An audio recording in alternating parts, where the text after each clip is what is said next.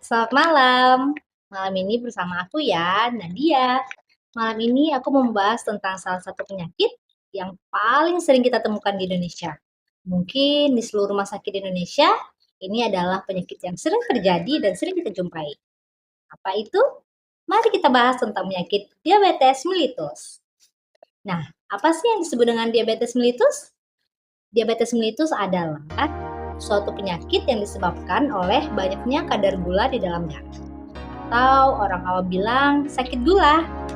Pernah nggak sih teman-teman menemui keluarga, teman, ataupun tetangga yang mengidap penyakit gula? Mari kita simak berikut ini.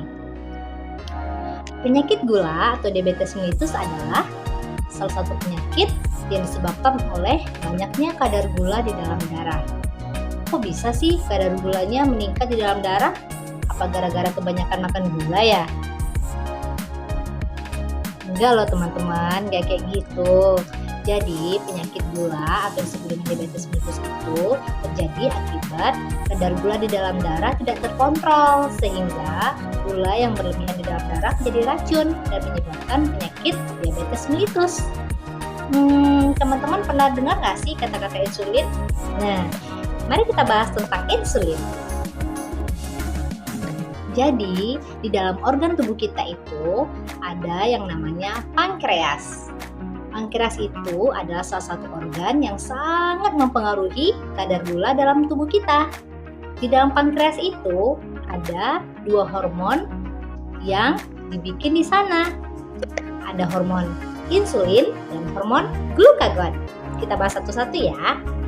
Hormon insulin itu adalah hormon yang bekerja untuk membantu sel-sel menyerap gula yang ada dalam darah kita yang nanti akan dijadikan sebagai energi.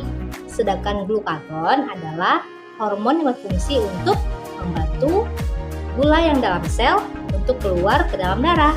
Nah, kapan sih insulin dikeluarkan dan kapan juga glukagon dikeluarkan? Insulin itu digunakan oleh sel untuk membantu mereka menyerap kadar gula yang ada dalam darah sehingga kita mempunyai energi. Sedangkan glukagon itu biasanya dikeluarkan kalau kita mengalami hipoglikemi atau kekurangan darah. Maksudnya kekurangan gula. Sehingga glukagon dikeluarkan dan gula darah yang ada dalam sel dikeluarkan ke darah sehingga menjadi energi untuk kita. Sehingga kita nggak lemas. Jadi teman-teman pasti pernah dengar dong ada yang namanya suntik insulin. Kenapa sih kalau orang dengan penderita diabetes mellitus itu harus disuntik insulin? Jadi teman-teman, diabetes mellitus itu ada dua. Yang pertama, diabetes mellitus tipe 1 dan diabetes mellitus tipe 2. Diabetes mellitus tipe 1 itu adalah keadaan di mana seseorang mengalami autoimun sehingga pertahanan tubuh kita itu secara keliru menghancurkan sel-sel yang ada di pankreas sehingga pankreas tidak bisa menghasilkan insulin dan sama sekali nggak ada insulin yang dihasilkan. Sehingga obat yang paling tepat untuk penderita DM tipe 1 adalah suntik insulin. Supaya apa? Agar insulin yang disuntikkan bisa mengontrol gula darah dalam tubuh kita sehingga gula darah nggak menumpuk di darah dan menjadi racun. Lalu DM tipe 2 apa? DM tipe 2 adalah sesuatu keadaan di mana insulin itu dihasilkan tidak terlalu banyak atau dihasilkan banyak tapi tidak bekerja dengan semestinya. Istilahnya cuma sepahnya doang. Jadi insulin yang disuntikkan nantinya juga bisa membantu insulin yang ada di dalam tubuh bekerja dengan baik dan sel-sel bisa menserap glukosa yang ada dalam darah. Jadi selain itu, teman-teman juga bisa mengatur pola hidup dan olahraga karena DM tipe 2 itu biasanya diakibatkan oleh pola hidup yang gak sehat sama kurang berolahraga.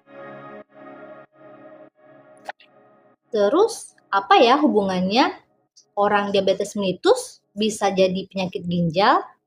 Nah, untuk teman-teman ketahui, jika kadar gula darah dalam tubuh kita itu sudah menumpuk dan tidak bisa diserap oleh sel, maka gula darah itu akan bisa menjadi racun dalam tubuh kita.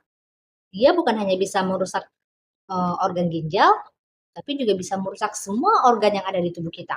Salah satunya ginjal.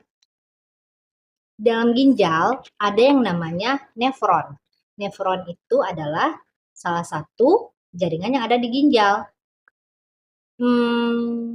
Dalam ginjal itu ada namanya urium dan kreatinin. Itu adalah salah satu bentuk penyerapan hasil akhir dari produk darah kita. Nah, pertama kita bahas urium ya. Urium itu adalah suatu organ atau suatu sel atau suatu organisme yang berfungsi untuk menyerap hasil produk akhir protein, yaitu asam amino, yang produknya adalah amonia. Kalau misalnya kadar gula darah kita meningkat, maka dia bisa merusak sel-sel atau jaringan-jaringan ginjal seperti nefron, sehingga ureum tidak bisa bekerja dengan baik. Sehingga asam amino yang harusnya menjadi baik dalam tubuh kita, yang hasil akhirnya adalah amonia, itu bisa menjadi bertumpuk di darah sehingga ureumnya bisa tinggi dan kreatinina juga bisa tinggi.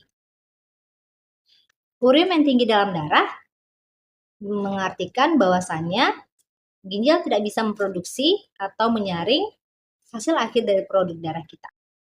Nah, itu hubungan antara diabetes mellitus sama ginjal. Jadi teman-teman semua, biar kita terhindar dari diabetes mellitus atau penyakit gula, dan biar ginjal kita tidak terganggu, jaga pola hidup sehat, rajin berolahraga, dan jangan suka begadang. Oke? Sekian dulu ya dari Nadia.